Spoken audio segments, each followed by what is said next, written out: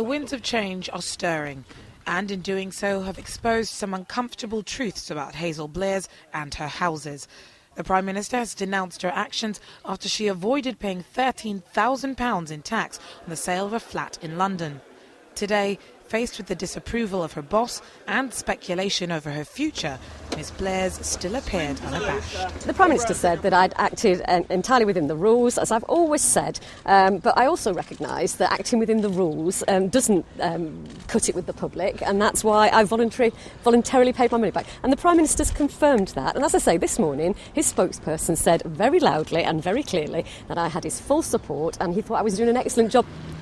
Upon her arrival here at the Civic Centre, Hazel Blears was heckled and called a swindler by one member of the public who was clearly disgusted by her dealings.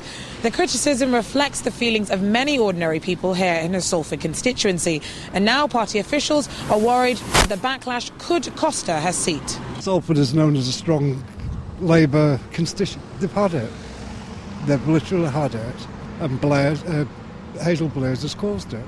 There will be a backlash, that's obviously.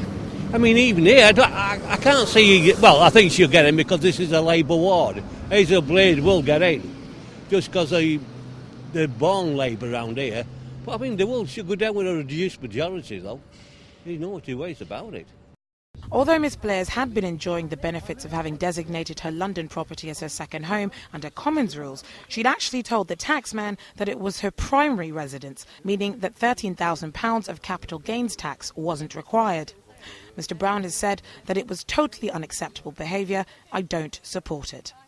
Ms Blears has since said that she would pay the money back, but nevertheless she has also faced censure from local councillors who have issued a statement making clear their dismay and in some cases disgust at the abuse of the system by a minority of MPs.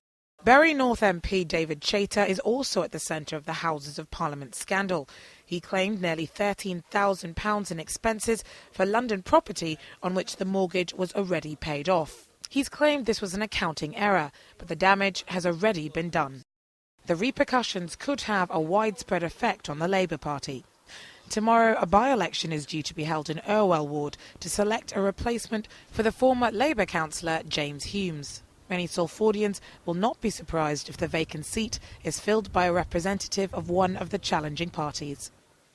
However, despite the blow to the trust voters have in her, the chairman of Ms Blears' constituency Labour Party has said that she will be the Labour candidate at the next general election. Georgia Calvin-Smith, Channel M News.